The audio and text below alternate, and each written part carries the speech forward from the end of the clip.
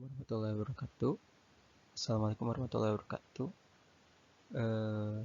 Pada kesempatan kali ini saya Eko Sulistyo Hanam NPM 1408209005004 akan menyampaikan materi presentasi mengenai SLE Batteries and Safety Standard in Batteries. Konten yang akan saya sampaikan pertama itu mengenai baterai SLE. Apa itu baterai SLE? Baterai SLE sendiri itu adalah baterai rechargeable. Itu digunakan untuk aplikasi spesifik dan banyak sel.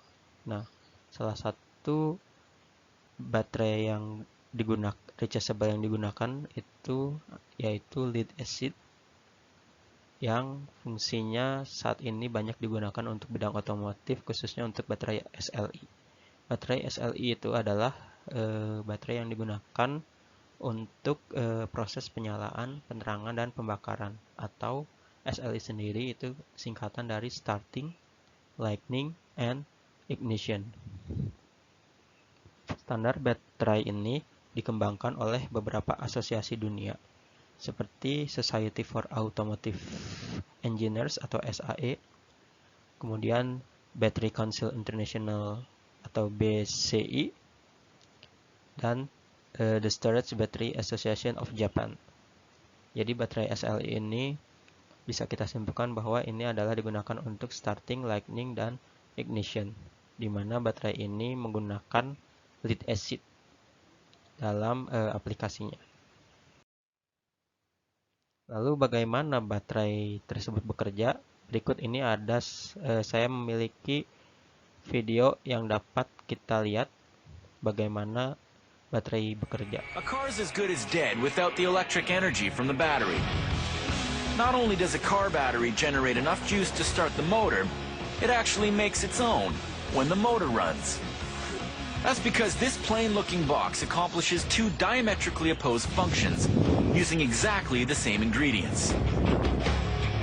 It generates electricity, and it accumulates electricity. The battery manages this incredible feat by exploiting reversible chemical reactions. Okay, so how does it work?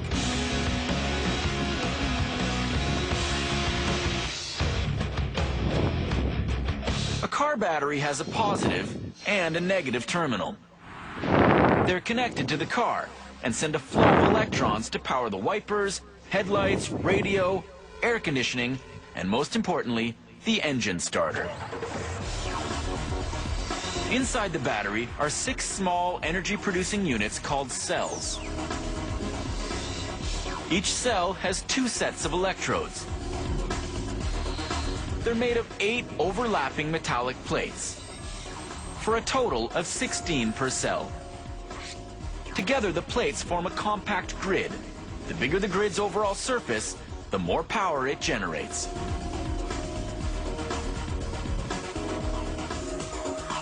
The positive grid, covered in lead oxide, carries electrons in. The negative grid, covered in lead, releases electrons. The plates soak in a chemical bath. 65% water, 35% sulfuric acid. Volatile stuff.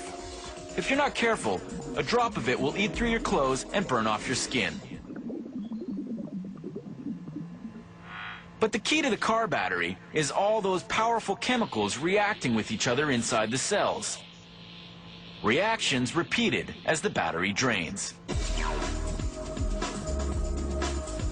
The bath of water and sulfuric acid acts as an electrolyte, a substance that conducts electricity. As the battery discharges or unloads electricity, the acid bath reacts to the chemicals on the plates. The lead covering one cell grid and the lead oxide covering the other. Dipping them in the electrolyte bath releases particles called electrons.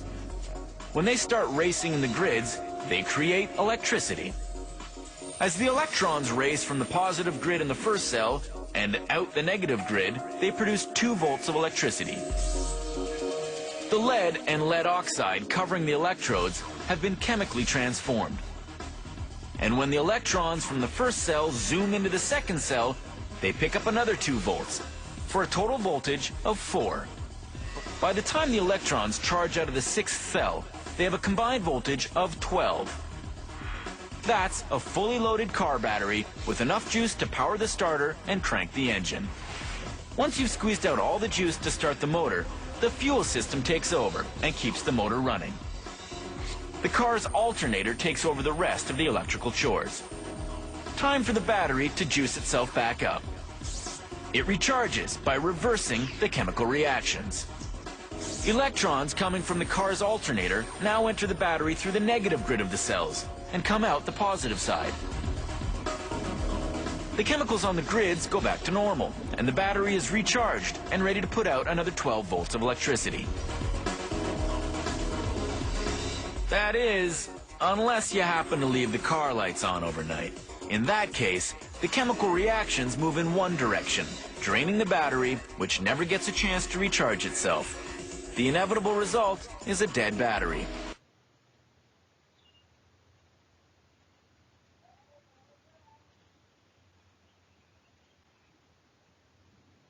Ya, tadi sudah kita lihat bagaimana bateri mobil itu bekerja, di mana di situ baterainya itu terdiri dari berbagai macam lapisan ya, itu dari katoda dan anoda. Itu mungkin bisa kita lihat di sini material pembuatannya itu terdiri dari PbO2 sebagai katoda, Pb sebagai anoda, dan H2SO4 sebagai elektrolit, di mana material pembuatan ini cukup murah. Nah, di situ bisa kita lihat sistem dari baterai lead acid ini disusun secara paralel, seri dan paralel, itu untuk menghasilkan tegangan dan arus yang sesuai, di mana sistem lead acid ini, sistem baterai lead acid ini kemudian dihubungkan dengan terminal-terminal, baik terminal positif dan terminal negatifnya. Kemudian kelebihan dari baterai SLI lead acid ini, dia diantaranya dia memiliki performa yang baik, di mana dia itu kuat, murah, handal, toleran terhadap kelebihan pengisian, serta memiliki impedansi yang rendah, impedansi internal yang rendah, dan mudah sekali untuk diproduksi. Sehingga beberapa asosiasi dunia itu lebih banyak memproduksi baterai lead acid. Namun di samping kelebihan juga terdapat kekurangannya. Di antaranya yaitu baterai lead acid ini memiliki bobot yang cukup berat, kemudian memiliki efisiensi energi yang rendah, itu sekitar 70%, memiliki waktu siklus yang rendah juga, sekitar 300-500 siklus, serta materialnya cukup berbahaya untuk lingkungan karena dia mengandung Pb.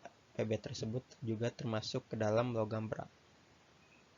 Kemudian selain itu juga memiliki kedalaman pelepasan muatan listrik yang atau disebutnya depth of discharge ini sebesar 50%, sehingga untuk aplikasi penyimpanan yang lebih besar itu kurang cocok. Nah, jenis-jenis baterai timbal SLI atau lead acid ini itu terdiri dari beberapa macam. Itu ada baterai timbal kalsium, baterai timbal antimon, baterai asam timbal yang elektrolitnya terpisah atau disebut sebagai sealed lead acid atau SLA.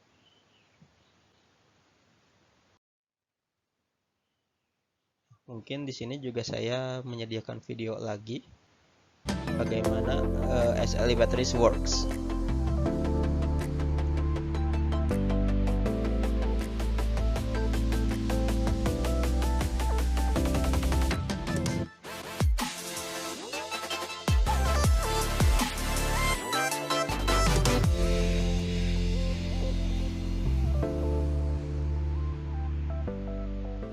So let's discuss the different technologies of batteries that are on the market now. We're talking about lead-acid batteries, so let's spend a few moments to talk about both components. Starting with the acid, the electrolyte is made of dilute sulfuric acid. and that's it. When talking about lead, we're actually talking about the lead alloy used to produce the grids. There are different alloys potentially used for batteries. PBSB indicates so-called antimony SB batteries. Antimony batteries have a very high water consumption. This is why these kind of batteries demand a very high maintenance to regularly check the level of electrolyte and to refill with distilled water from time to time. This is why this battery technology is obsolete today. The next step in this development were the so-called hybrid batteries. In this case, hybrid indicates that one grid was still made of PBSB, but the other one was made of lead calcium alloy. Even these batteries had lower water loss compared to antimony batteries. These batteries still demand regular checks of electrolyte and to be topped up regularly with distilled water. Today, for all so-called maintenance-free batteries, lead calcium alloy is used for the positive and negative grid. These batteries have very low water consumption, therefore under usual circumstances there is no more maintenance required, which is also a huge benefit for the end customer. The calcium is used to strengthen the grid and to increase the mechanical stability, as pure lead is very soft, which leads to some challenges in production, but also could affect the mechanical robustness while in use. Mechanical robustness is an important factor for the long life of the battery. We also add tin to the alloy in order to increase the corrosion resistance of the grids. It is indeed a science in itself to find the right composition of the individual materials. We have several chemists who are constantly working on the right alloys and recipes for our active mass. In the past, the transition from PBSB batteries to maintenance-free batteries, lead silver was also used, so-called PAG batteries, the AG standing for silver. These have been completely dropped from our range now, have been replaced with PBCA batteries. Let's focus on the different battery types under the umbrella of maintenance-free batteries, as there are SLI, EFB, AGM and GEL. Those different battery technologies can be divided into two subgroups: flooded batteries with fluid electrolyte and so-called VRLA batteries with fixed electrolyte and valves inside.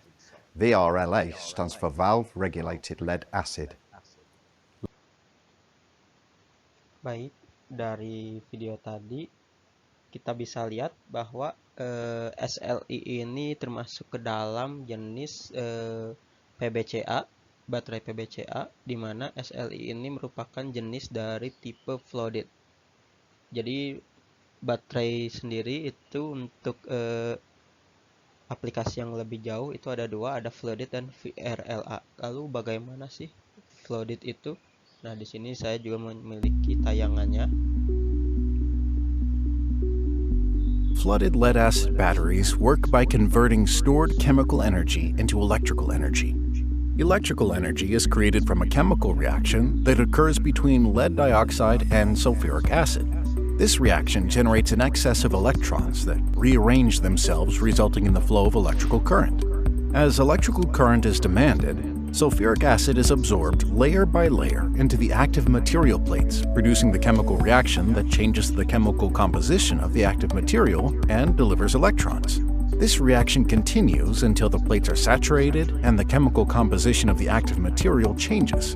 No more electrolyte can be absorbed. At this stage, the battery is considered to be fully discharged and will need to be recharged. During the charging process, two things must occur. First, the plates must release all acid, then any acid not absorbed must be mixed from where it settled on the bottom. As charge current is applied, the plates receiving it begin charging, but accept charge unevenly. This continues until reaching a voltage of 2.37 volts per cell. At this point, gassing occurs and begins mixing the acid.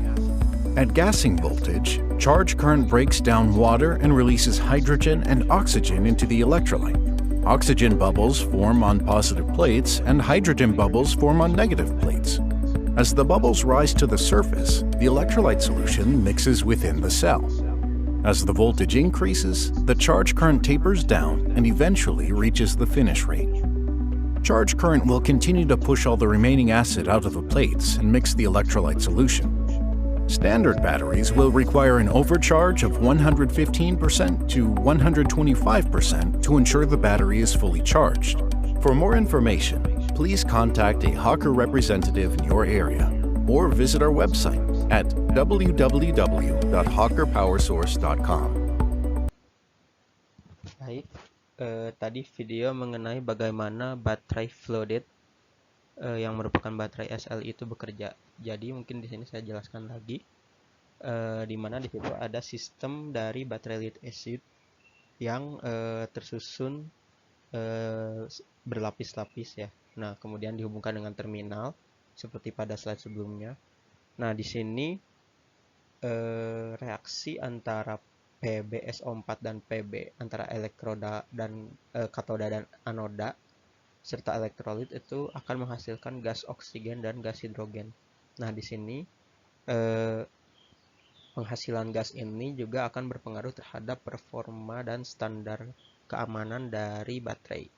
Mungkin akan dijelaskan lagi pada slide di bagian safety batteries, safety standardization of batteries.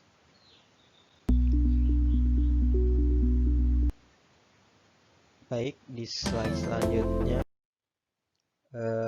menurut Batteries Council International itu terdapat beberapa standar baterai. Salah satu contoh dari standar baterai menurut BCI itu ada di bagian ini.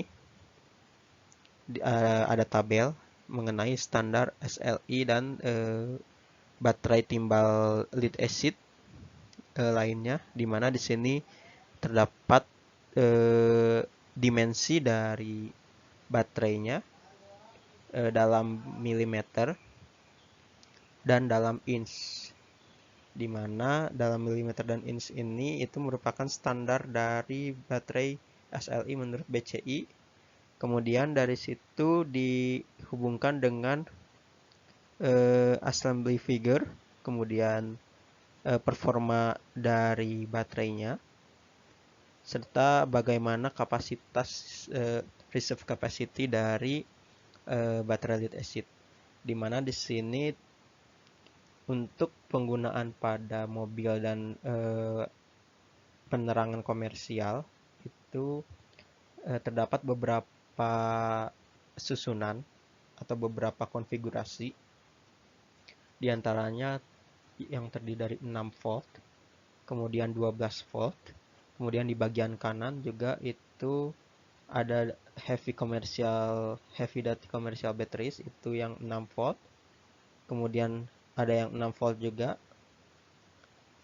dengan spesifikasi yang berbeda. Kemudian lalu bagaimana sih jumlah assembly atau jumlah lapisan serta layout sel dan polaritas sehingga menghasilkan kapasitansi baterai yang sesuai. Itu di sini terdapat menurut BCI BCI atau Battery Council International, itu standar layout dan desain dari cell layout serta polarity itu terdiri dari beberapa konfigurasi. Di antaranya ada 6 volt assemblers, di mana terminal position dan cell layoutnya dapat dilihat di kiri atas.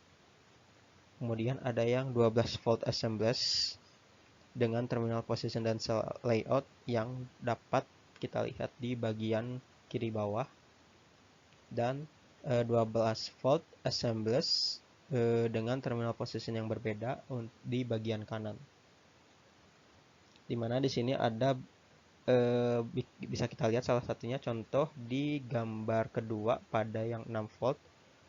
Di sini ada konfigurasi di mana di bagian paling kiri ini ada terminal negatif dan di bagian kanan itu ada terminal positifnya. Nah, di sini ini merupakan standar dari BCI atau Batteries Council International. Kemudian di sini juga ada lagi standar layout dan desain baterai SLI menurut BCI dengan konfigurasi yang berbeda. Di mana di sini ada 6 volt assemblers terminal position dengan 6 cell layout. Kemudian di bagian paling bawah itu ada contoh desain dari terminal positif dan negatif untuk digunakan pada cell layout.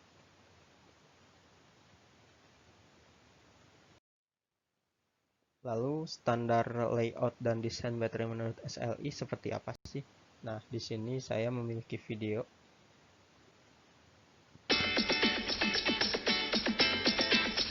Great. Why don't you take it over this counter right here, and somebody will be right with you. Okay, thanks. Sure. Hi, I'm James. Welcome to our automotive products store. As an employee here, I'm responsible for properly handling used lead-acid batteries returned by customers for recycling. After collecting these batteries from our customers, it's important for us to follow a few key steps. Over the next few minutes, I'm going to walk you through proper handling techniques so you can ensure your own safety, the safety of other employees, and make the environment a little safer. The first key step to handling lead-acid batteries is to complete an inspection of the battery to check for damage. During the inspection, there are several key factors to keep in mind. Before handling damaged batteries or associated spill material, make sure you wear the appropriate personal protection equipment provided by your employer. You also want to place damaged batteries that aren't visibly leaking in a strong, clear poly bag of at least 6 mm in thickness and secure it with an adjustable plastic tie.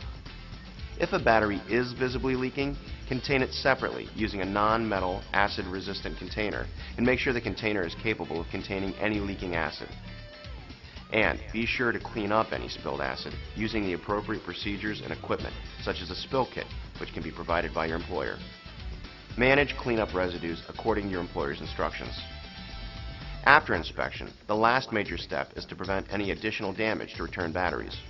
It's critical that you handle all used batteries with the same responsible care as new batteries.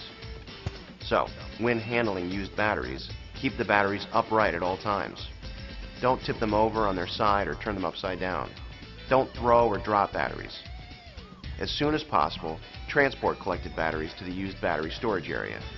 Put batteries down carefully on the designated pallet in the used battery storage area, including those batteries in plastic bags. And keep metal objects away from the batteries because they may touch the terminals and cause the battery to short circuit. All in all, if you inspect batteries right away and handle used batteries properly, you help to ensure your own safety, create a safer workplace, and improve the environment. Hi, it's me again, and welcome back to our automotive product shop. Here at the store, we work with our customers to recycle lead-acid batteries on a daily basis. One of the key steps in the recycling process is preparing used batteries for shipment. As the shipper, we're responsible for properly preparing the load of used batteries for transportation. Unless you comply with the requirements we're going to address, you would have to handle used batteries as fully regulated hazardous materials, requiring labeling, marking, placarding, and hazmat shipping papers. In addition, a hazmat registration, hazmat driving routes, and use of a hazmat certified driver would be required. To be exempt from these requirements, lead-acid batteries shipped by highway or rail must be properly loaded or braced to prevent damage and short circuits in transit. One way to be in compliance with the U.S. Department of Transportation regulations is to prepare a secure, stretch-wrapped pallet load of used batteries that is no more than 3 layers high. You also need to use cardboard separators above and below each layer of batteries.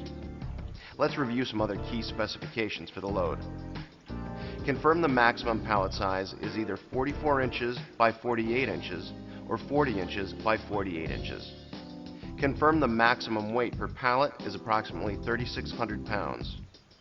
Use only pallets constructed with a minimum of 3 bottom boards and ensure that they are durable enough to handle the battery load. Be certain there are no exposed nails on the pallet that could puncture the batteries. Use GMA Grade A or GMA Grade B pallets. When possible, stack return batteries using pallets provided with new battery shipments. And only return used lead-acid batteries. So, now that you have a handle on the general requirements, let's learn how we can properly prepare a load for shipment. Alright, step 1. Stack the pallet. Load batteries upright, one layer high, on top of a shipping pallet covered with cardboard. Be sure to pack the batteries tightly together to avoid shifting and position them so that no batteries overhang the cardboard and pallet. Top posts must be positioned toward the outside of the pallet so the layer above it leans toward the center. However, position batteries with side posts facing inward to prevent contact with metal trailer sides and avoid terminal contact with other side post batteries. Make this first layer of batteries as level as possible, but at least place shorter batteries toward the center of the layer, and keep in mind that taller batteries should be reserved for the top layer. On top of the first layer of batteries, place waffle board or cardboard of a type and quantity sufficient to prevent punctures. Load the second layer of batteries upright, packed tightly together, post positioned toward the outside of the pallet unless they're side posts. And once again, cover with waffle board or cardboard sturdy enough to prevent punctures. Load the third layer of batteries upright, tight together, following the same guidelines. Once this is complete, it's time for step 2, review the load. Make sure no batteries are hanging over the side of the cardboard separators. Always make sure batteries are tight against each other. Confirm batteries are not stacked on their side. Side stacking could result in terminals touching and may cause a short and fire. Always stack batteries upright. Ensure side terminal batteries are stacked so the posts are facing away from each other to avoid the terminals touching, and not facing towards the outside of the pallet to protect the terminal from external contact. Make sure cardboard separators have sufficient strength to prevent punctures by battery posts, therefore avoiding battery damage or short circuits in transit. Ya, tadi itu merupakan bagaimana menurut BCI cara penyusunan baterai yang benar agar standar keamanan dapat tercapai. Baik, saya lanjut. Di sini juga bagaimana baterai SLI yang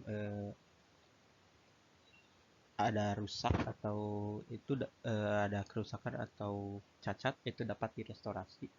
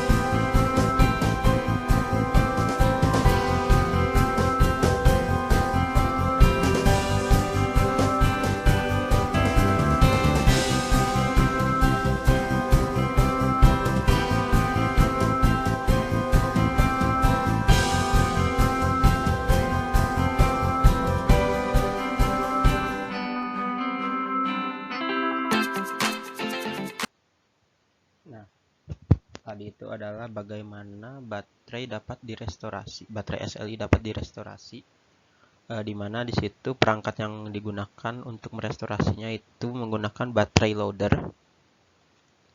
Alatnya itu adalah dinamakan dengan baterai loader, di mana kondisi sebelum dan setelahnya itu dapat kita ukur menggunakan baterai loader. Kemudian kita masuk ke bagian standarisasi safety dari batteries. Nah, standarisasi safety batteries ini itu terdiri dari beberapa bagian, di mana ada bagian safety, yaitu bagian safety itu terdiri dari CE marking, of normal situation dan functional safety. Kemudian ada performa dan durability. Performa dan durability dari baterai itu sendiri, di mana terdiri dari energi, kapasitas, daya, kemudian bahan-bahan materialnya juga, serta bagian lainnya. Kemudian bagaimana performa dan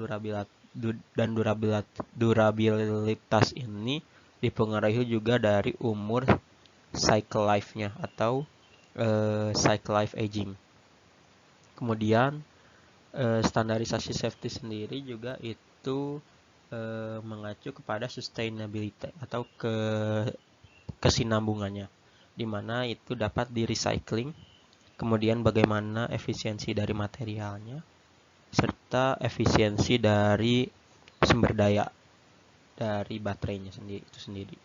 Kemudian mengenai transport dan penyimpanan, bagaimana dangerous dan goods dari baterai ini menurut UN dan ADR itu dapat tercapai. Kemudian bagaimana second use dari baterai itu, seperti masa habis baterai atau end of life, state of health. Jadi bagaimana pengaruh terhadap kesehatan dan lingkungan, serta handling atau dismantling, atau bagaimana cara menghandling dari baterai yang sudah tidak dapat dipakai. Kemudian ada juga assessment method untuk safety dari baterai hybrid untuk kendaraan. Itu mengacu kepada sistem model ICA 61511, di mana safety system model ini terdiri dari bagian kimia yang kemudian akan berpengaruh terhadap bagian sel baterai. Kemudian dari sel baterai ini juga berpengaruh terhadap sistem baterai. Dan sistem baterai ini kemudian berpengaruh dan dipakai pada berbagai macam aplikasi, salah satunya kendaraan, kemudian environment dan infrastruktur, serta bagaimana safety-nya itu sendiri terhadap rescue, firefighter, dan first responder. Di mana menurut assessment method ICA 61511 ini, faktor risiko pada sistem itu dapat terjadi ketika terjadi electrical risk atau shortcut, kemudian ledakan dan api, kemudian risiko dari baterai itu sendiri seperti risiko kimia, seperti reaksi kimia yang mungkin dapat menghasilkan zat atau gas berbahaya, kemudian faktor-faktor temperatur atau panas yang dapat menyebabkan kenaikan temperatur. Kemudian adanya resiko mekanis seperti berat komponen baterai itu sendiri. Kemudian safety device sendiri di sini dapat kita atur.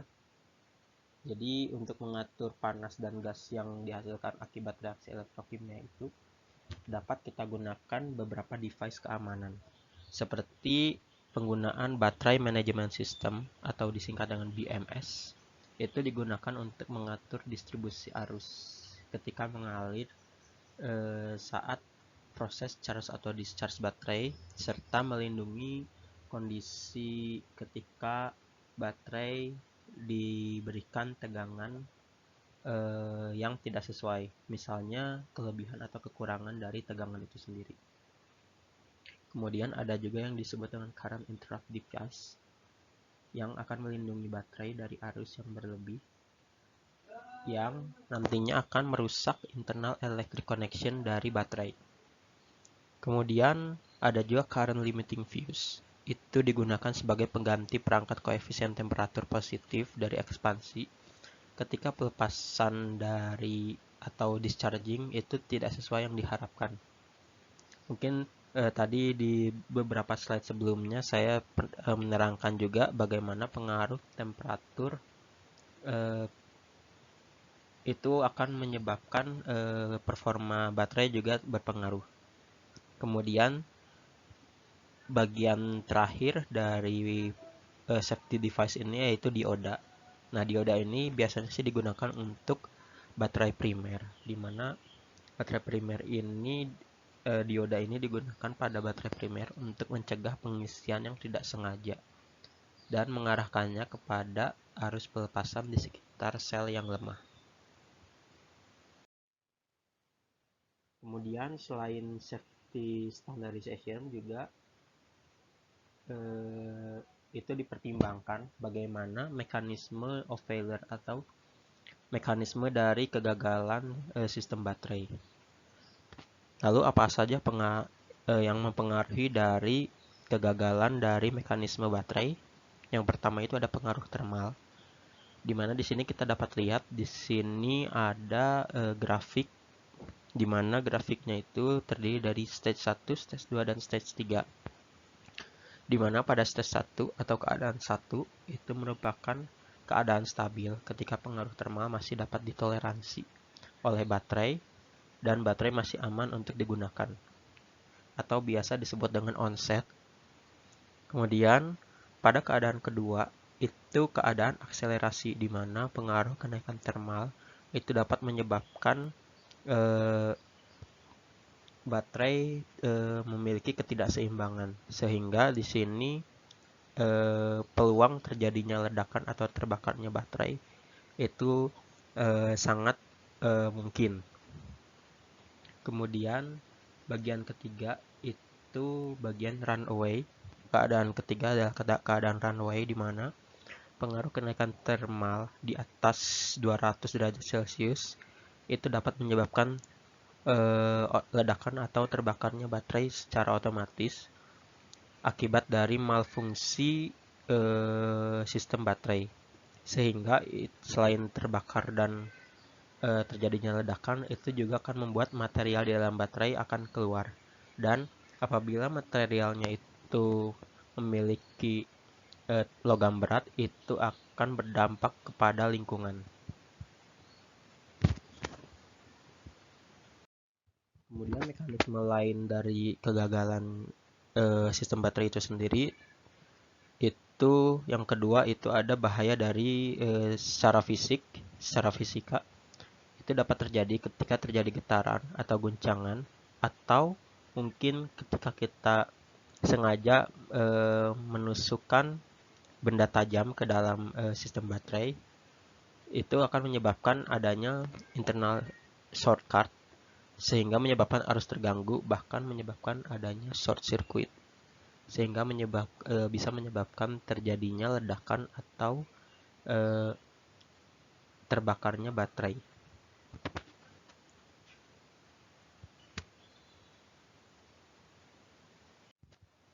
Kemudian ada juga yang ketiga itu adalah kegagalan charge discharge, di mana kegagalan charge discharge ini dapat terjadi ketika terjadinya malfungsi pada sistem safety device, salah satunya itu battery management system, sehingga terjadi ketidakseimbangan pada rangkaian baterai. Ini dapat kita lihat pada grafik di bawah, di mana ketika suhunya naik, maka potensial selnya juga akan naik, dan pada titik tertentu itu akan menyebabkan adanya short dan runaway pada baterai, dan itu reaksinya akan menyebabkan baterai mengalami kerusakan.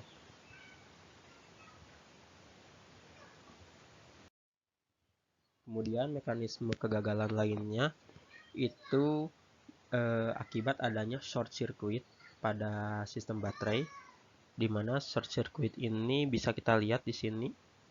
Ketika sel temperaturnya itu naik secara eksponensial, maka performa dari arus pada baterai itu juga secara eksponensial akan menurun, sehingga akan menyebabkan terjadinya short circuit dan menyebabkan arus pada kenaikan temperatur lebih dari 100 derajat Celcius itu akan menyebabkan tidak ada arus yang mengalir kepada sistem baterai. Kemudian bagaimana standarisasi baterai menurut SAE ini merupakan standar SAE pada standar J2464 dan J2929, di mana di sini beberapa parameter dapat digunakan untuk pengukuran standarisasi safety batteries. Itu diantaranya temperatur, kemudian bagaimana kestabilan pada temperatur tinggi, kemudian bagaimana vibrasi tersebut mempengaruhi baterai, kemudian mechanical shock atau guncangan mekanis, kemudian external short circuit, adanya short circuit, kemudian adanya crash, kemudian adanya separation high temperature stability. Jadi di sini beberapa parameter seperti temperatur, kemudian di situ juga ada internal pressure maksudnya, kemudian juga ada external short circuit, kemudian vibration, itu mempengaruhi terhadap performa baterai. Jadi menurut standarisasi SAE ini, performa baterai itu dapat diukur oleh beberapa parameter yang nantinya akan mempengaruhi performa baterai dan keamanan pada baterai itu sendiri.